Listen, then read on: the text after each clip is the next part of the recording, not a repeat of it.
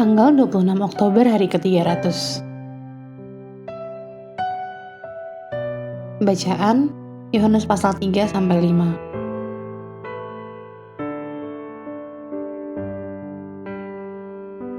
Pelayanan pribadi oleh anak Allah.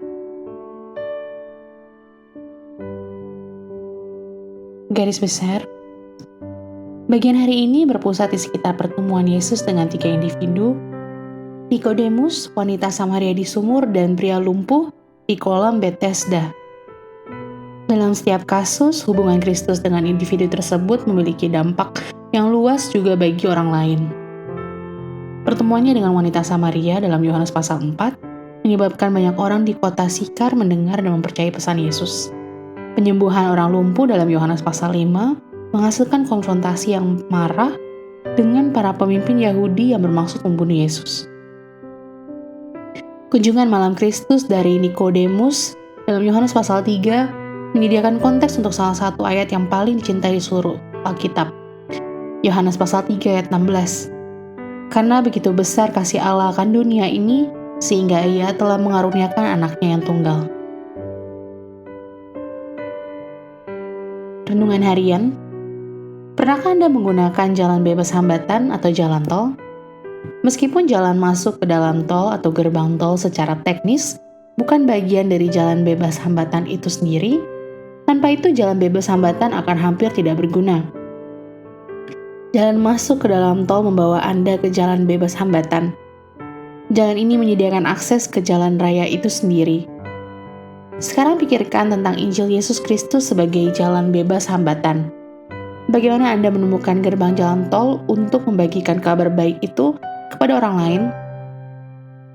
Dalam masing-masing dari 3 pasal yang akan Anda baca hari ini, Yesus menggunakan gerbang jalan tol untuk membuka pintu kesempatan bagi pendengarnya untuk mendengar dan menerima Injil. Dapatkah Anda menemukan gerbang tol yang Ia gunakan?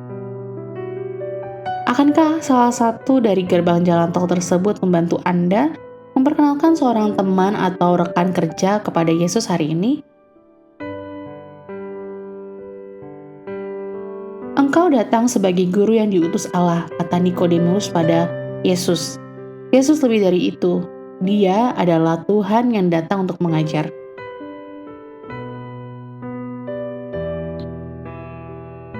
Pendalaman. Menelusuri asal orang Samaria, Yohanes pasal 4 ayat 4-5. Orang Samaria adalah ras campuran yang berasal dari perkawinan antara Yahudi dengan koloni kafir Asyur, digunakan untuk mengisi kembali kerajaan utara setelah penyebarannya di 722 sebelum Masehi. Perselisihan rasial terjadi, menyebabkan orang Samaria membentuk identitas nasional dan agama mereka sendiri, lengkap dengan gunung suci dan tulisan suci mereka sendiri. Meskipun Samaria dianggap terlarang bagi orang-orang Yahudi yang saleh, Yesus dan murid-muridnya melewatinya untuk menepati janji ilahi.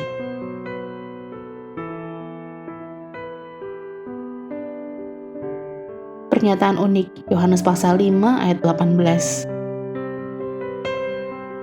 Orang-orang Yahudi tidak memiliki masalah dengan orang-orang yang berbicara kepada Tuhan sebagai Bapa. Namun mereka yang ada di pasal 5 ayat 18 yang berusaha membunuh Yesus tahu bahwa Dia mengatakan sesuatu yang lebih, sesuatu yang radikal. Yesus menyamakan dirinya dengan Bapa. Meskipun bukan Bapa, Dia, Sang Putra, adalah juga Tuhan. Doktrin Trinitas adalah pernyataan formal dari misteri yang besar ini.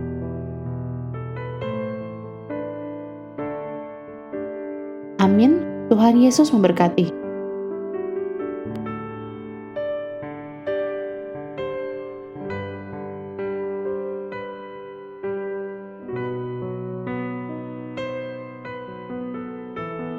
Yohanes pasal 3. Percakapan dengan Nikodemus.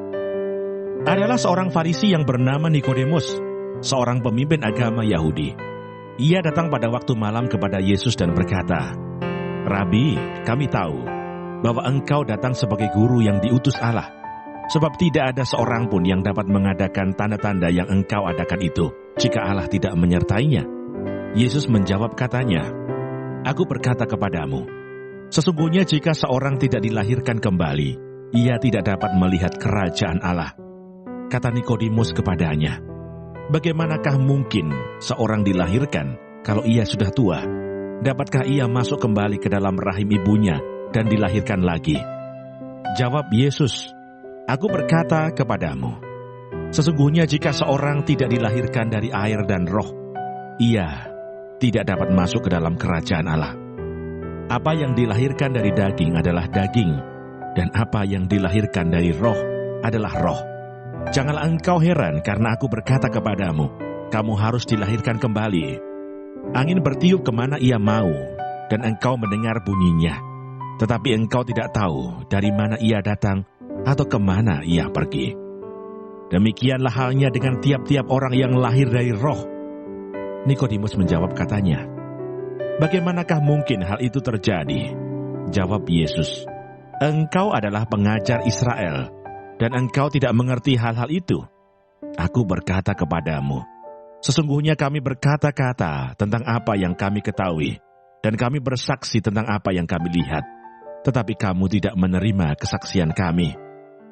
Kamu tidak percaya waktu aku berkata-kata dengan kamu tentang hal-hal duniawi. Bagaimana kamu akan percaya kalau aku berkata-kata dengan kamu tentang hal-hal surgawi? Tidak ada seorang pun yang telah naik ke surga selain daripada Dia yang telah turun dari surga, yaitu Anak Manusia. Dan sama seperti Musa meninggikan ular di padang gurun, demikian juga Anak Manusia harus ditinggikan, supaya setiap orang yang percaya kepadanya beroleh hidup yang kekal. Karena begitu besar kasih Allah akan dunia ini, sehingga Ia telah mengaruniakan Anaknya yang tunggal, supaya setiap orang yang percaya kepadanya tidak binasa, melainkan beroleh hidup yang kekal. Sebab Allah mengutus Anaknya ke dalam dunia, bukan untuk menghakimi dunia, melainkan untuk menyelamatkannya oleh Dia. Barang siapa percaya kepadanya, ia tidak akan dihukum. Barang siapa tidak percaya, ia telah berada di bawah hukuman, sebab ia tidak percaya dalam nama Anak Tunggal Allah. Dan inilah hukuman itu, terang telah datang ke dalam dunia, tetapi manusia lebih menyukai kegelapan daripada terang, sebab perbuatan-perbuatan mereka jahat. Sebab barang siapa berbuat jahat, membenci terang, dan tidak datang kepada terang itu, supaya perbuatan-perbuatannya yang jahat itu tidak nampak. Tetapi barang siapa melakukan yang benar, ia datang kepada terang, supaya menjadi nyata bahwa perbuatan-perbuatannya dilakukan dalam Allah. Kesaksian Yohanes tentang Yesus. Sesudah itu Yesus pergi dengan murid-muridnya ke tanah Yudea, dan ia diam di sana bersama-sama mereka dan membaptis. Akan tetapi Yohanes pun membaptis juga di Ainon, dekat Salim, sebab di situ banyak air, dan orang-orang datang ke situ untuk dibaptis. Sebab pada waktu itu Yohanes belum dimasukkan ke dalam penjara. Maka timbullah perselisihan di antara murid-murid Yohanes dengan seorang Yahudi tentang penyucian. Lalu mereka datang kepada Yohanes dan berkata kepadanya, "Rabi, orang yang bersama dengan engkau di seberang sungai Yordan, dan yang tentang dia engkau telah memberi kesaksian. Dia membaptis juga, dan semua orang pergi kepadanya." Jawab Yohanes, "Tidak ada seorang pun yang dapat mengambil sesuatu bagi dirinya, kalau tidak dikaruniakan kepadanya dari surga. Kamu sendiri dapat memberi kesaksian, bahwa aku telah berkata, aku bukan Mesias, tetapi aku diutus untuk mendahuluinya. Yang empunya mempelai perempuan ialah mempelai laki-laki. Tetapi sahabat mempelai laki-laki yang berdiri dekat dia, dan yang mendengarkannya, sangat bersukacita mendengar suara mempelai laki-laki itu. Itulah sukacitaku, dan sekarang sukacitaku itu penuh. Ia harus makin besar, tetapi aku harus makin kecil. Siapa yang datang dari atas adalah di atas semuanya. Siapa yang berasal dari bumi, termasuk pada bumi, dan berkata-kata dalam bahasa bumi. Siapa yang datang dari surga adalah di atas semuanya. Ia memberi kesaksian tentang apa yang dilihatnya dan yang didengarnya, tetapi tak seorang pun yang menerima kesaksiannya itu. Siapa yang menerima kesaksiannya itu, ia mengaku bahwa Allah adalah benar. Sebab siapa yang diutus Allah, dialah yang menyampaikan firman Allah, karena Allah mengaruniakan rohnya dengan tidak terbatas. Bapa mengasihi anak dan telah menyerahkan segala sesuatu kepadanya. Barang siapa percaya kepada anak, ia beroleh hidup yang kekal. Tetapi barang siapa tidak taat kepada anak, ia tidak akan melihat hidup, melainkan murka Allah tetap ada di atasnya. Yohanes pasal 4. Percakapan dengan perempuan Samaria. Ketika Tuhan Yesus mengetahui bahwa orang-orang Farisi telah mendengar bahwa ia memperoleh dan membaptis murid lebih banyak daripada Yohanes, meskipun Yesus sendiri tidak membaptis, melainkan murid-muridnya, ia pun meninggalkan Yudea dan kembali lagi ke Galilea. Ia harus melintasi daerah Samaria. Maka sampailah ia ke sebuah kota di Samaria yang bernama Sikar, dekat tanah yang diberikan Yakub dahulu kepada anaknya Yusuf. Di situ terdapat sumur Yakub. Yesus sangat letih oleh perjalanan, karena itu ia duduk di pinggir sumur itu. Hari kira-kira pukul 12. Maka datanglah seorang perempuan Samaria hendak menimba air.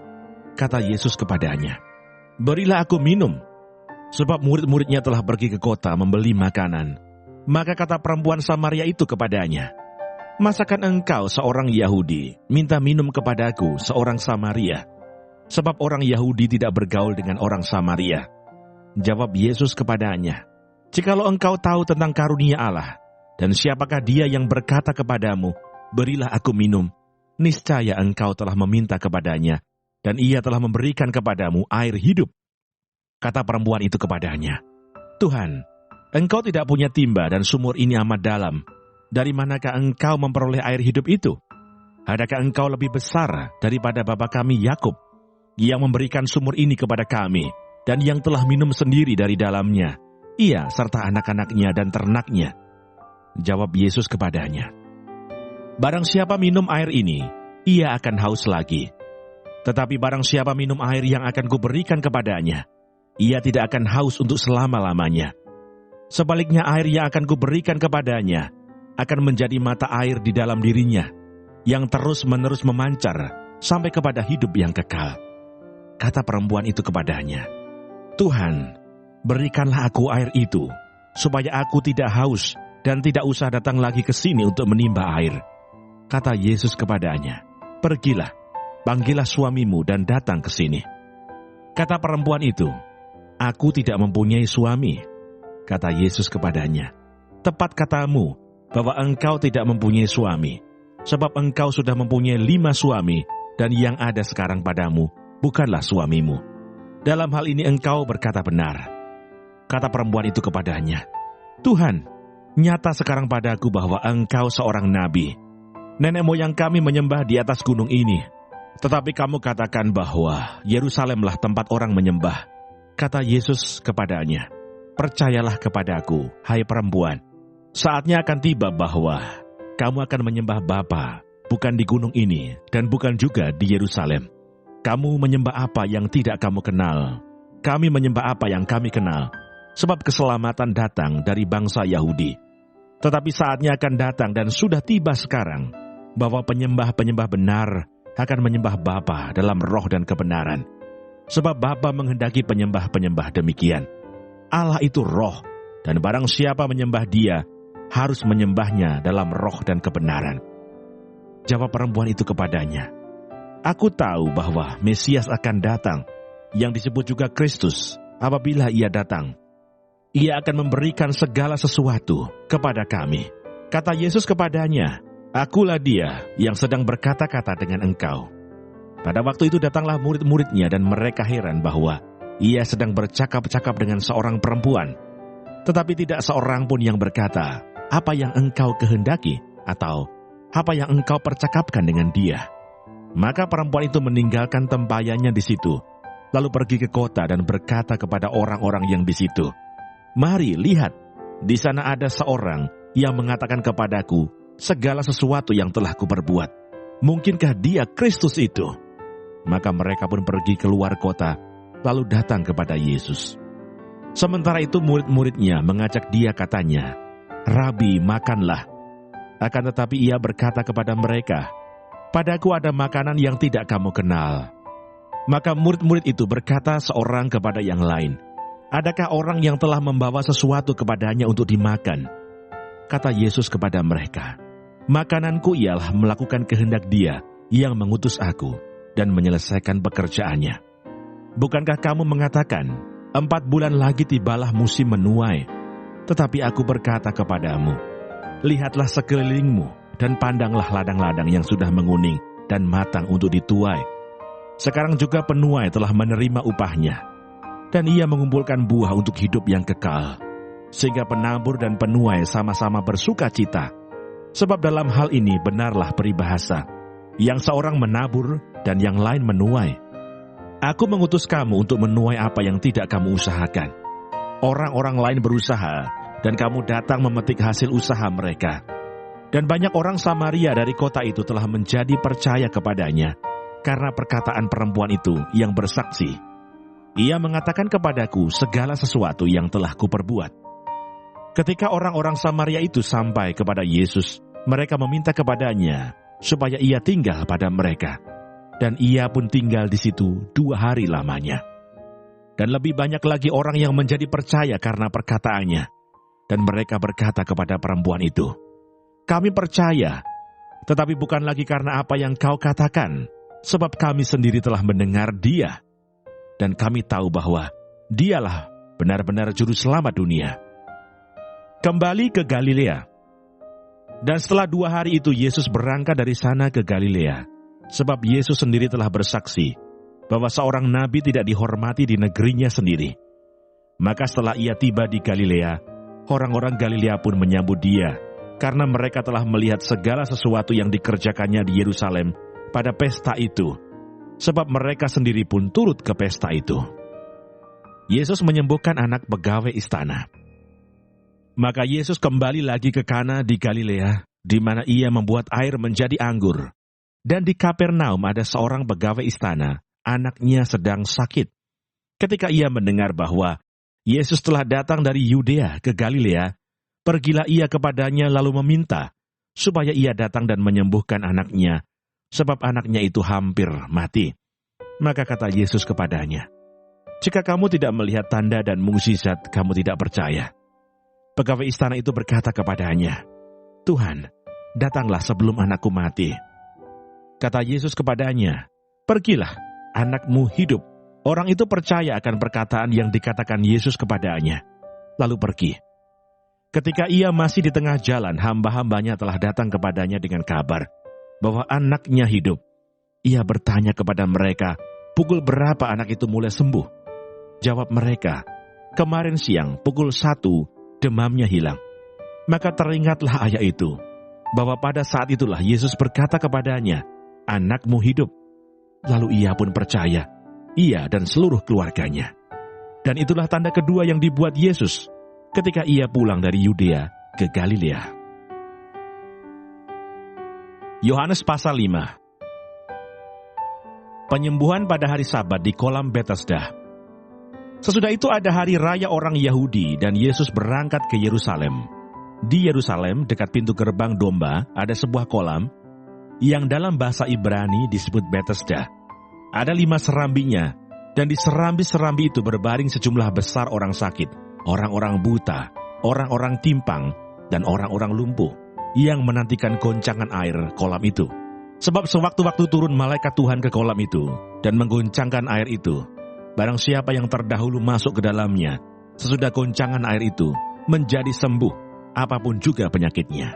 Di situ ada seorang yang sudah 38 tahun lamanya sakit. Ketika Yesus melihat orang itu berbaring di situ, dan karena ia tahu bahwa ia telah lama dalam keadaan itu, berkatalah ia kepadanya, maukah engkau sembuh? Jawab orang sakit itu kepadanya, Tuhan, tidak ada orang yang menurunkan aku ke dalam kolam itu, apabila airnya mulai goncang. Dan sementara aku menuju ke kolam itu, orang lain sudah turun mendahului aku. Kata Yesus kepadanya, bangunlah, angkatlah tilammu dan berjalanlah. Dan pada saat itu juga, sembuhlah orang itu. Lalu ia mengangkat tilamnya dan berjalan. Tetapi hari itu hari Sabat. Karena itu orang-orang Yahudi berkata kepada orang yang baru sembuh itu, hari ini hari Sabat, dan tidak boleh engkau memikul tilammu. Akan tetapi ia menjawab mereka, orang yang telah menyembuhkan aku, dia yang mengatakan kepadaku, angkatlah tilammu dan berjalanlah. Mereka bertanya kepadanya, "Siapakah orang itu yang berkata kepadamu, 'Angkatlah tilammu dan berjalanlah'?" Tetapi orang yang baru sembuh itu tidak tahu siapa orang itu, sebab Yesus telah menghilang ke tengah-tengah orang banyak di tempat itu. Kemudian Yesus bertemu dengan dia dalam bait Allah, lalu berkata kepadanya, "Engkau telah sembuh, jangan berbuat dosa lagi, supaya padamu jangan terjadi yang lebih buruk." Orang itu keluar, lalu menceritakan kepada orang-orang Yahudi bahwa Yesuslah yang telah menyembuhkan dia. Dan karena itu orang-orang Yahudi berusaha menganiaya Yesus, karena ia melakukan hal-hal itu pada hari Sabat. Tetapi ia berkata kepada mereka, "Bapakku bekerja sampai sekarang, maka aku pun bekerja juga." Sebab itu orang-orang Yahudi lebih berusaha lagi untuk membunuhnya. Bukan saja karena ia meniadakan hari Sabat, tetapi juga karena ia mengatakan bahwa Allah adalah Bapanya sendiri, dan dengan demikian menyamakan dirinya dengan Allah. Kesaksian Yesus tentang dirinya. Maka Yesus menjawab mereka katanya, "Aku berkata kepadamu, sesungguhnya anak tidak dapat mengerjakan sesuatu dari dirinya sendiri, jikalau tidak ia melihat Bapa mengerjakannya. Sebab apa yang dikerjakan Bapa, itu juga yang dikerjakan anak. Sebab Bapa mengasihi anak, dan ia menunjukkan kepadanya segala sesuatu yang dikerjakannya sendiri. Bahkan ia akan menunjukkan kepadanya pekerjaan-pekerjaan yang lebih besar lagi daripada pekerjaan-pekerjaan itu, sehingga kamu menjadi heran. Sebab sama seperti Bapa membangkitkan orang-orang mati dan menghidupkannya, demikian juga anak menghidupkan barang siapa yang dikehendakinya. Bapa tidak menghakimi siapapun, melainkan telah menyerahkan penghakiman itu seluruhnya kepada anak, supaya semua orang menghormati anak, sama seperti mereka menghormati Bapa. Barang siapa tidak menghormati anak, ia juga tidak menghormati Bapa yang mengutus dia. Aku berkata kepadamu, sesungguhnya barang siapa mendengar perkataanku dan percaya kepada dia yang mengutus aku, ia mempunyai hidup yang kekal dan tidak turut dihukum, sebab ia sudah pindah dari dalam maut ke dalam hidup. Aku berkata kepadamu, sesungguhnya saatnya akan tiba dan sudah tiba bahwa orang-orang mati akan mendengar suara Anak Allah, dan mereka yang mendengarnya akan hidup. Sebab sama seperti Bapa mempunyai hidup dalam dirinya sendiri, demikian juga diberikannya anak mempunyai hidup dalam dirinya sendiri. Dan ia telah memberikan kuasa kepadanya untuk menghakimi, karena ia adalah anak manusia. Janganlah kamu heran akan hal itu, sebab saatnya akan tiba bahwa semua orang yang di dalam kuburan akan mendengar suaranya, dan mereka yang telah berbuat baik akan keluar dan bangkit untuk hidup yang kekal. Tetapi mereka yang telah berbuat jahat akan bangkit untuk dihukum. Aku tidak dapat berbuat apa-apa dari diriku sendiri. Aku menghakimi sesuai dengan apa yang aku dengar, dan penghakimanku adil. Sebab aku tidak menuruti kehendakku sendiri, melainkan kehendak Dia yang mengutus aku. Kalau aku bersaksi tentang diriku sendiri, maka kesaksianku itu tidak benar. Ada yang lain yang bersaksi tentang aku, dan aku tahu bahwa kesaksian yang diberikannya tentang aku adalah benar. Kamu telah mengirim utusan kepada Yohanes, dan ia telah bersaksi tentang kebenaran. Tetapi aku tidak memerlukan kesaksian dari manusia, namun aku mengatakan hal ini supaya kamu diselamatkan. Ia adalah pelita yang menyala dan yang bercahaya, dan kamu hanya mau menikmati seketika saja cahayanya itu. Tetapi aku mempunyai suatu kesaksian yang lebih penting daripada kesaksian Yohanes, yaitu segala pekerjaan yang diserahkan Bapa kepadaku, supaya aku melaksanakannya. Pekerjaan itu juga yang kukerjakan sekarang, dan itulah yang memberi kesaksian tentang aku, bahwa Bapa yang mengutus aku, Bapa yang mengutus aku, Dialah yang bersaksi tentang aku. Kamu tidak pernah mendengar suaranya, rupanya pun tidak pernah kamu lihat, dan firman-Nya tidak menetap di dalam dirimu, sebab kamu tidak percaya kepada Dia yang diutusnya. Kamu menyelidiki kitab-kitab suci, sebab kamu menyangka bahwa olehnya kamu mempunyai hidup yang kekal. Tetapi walaupun kitab-kitab suci itu memberi kesaksian tentang aku, namun kamu tidak mau datang kepadaku untuk memperoleh hidup itu. Aku tidak memerlukan hormat dari manusia, tetapi tentang kamu memang aku tahu bahwa di dalam hatimu kamu tidak mempunyai kasih akan Allah. Aku datang dalam nama Bapakku dan kamu tidak menerima aku. Jikalau orang lain datang atas namanya sendiri, kamu akan menerima dia. Bagaimanakah kamu dapat percaya, kamu yang menerima hormat seorang dari yang lain dan yang tidak mencari hormat yang datang dari Allah yang Esa? Jangan kamu menyangka bahwa aku akan mendakwa kamu di hadapan Bapa. Yang mendakwa kamu adalah Musa, yaitu Musa yang kepadanya kamu menaruh pengharapanmu. Sebab jikalau kamu percaya kepada Musa, tentu kamu akan percaya juga kepadaku, sebab ia telah menulis tentang aku. Tetapi jikalau kamu tidak percaya akan apa yang ditulisnya, bagaimanakah kamu akan percaya akan apa yang kukatakan?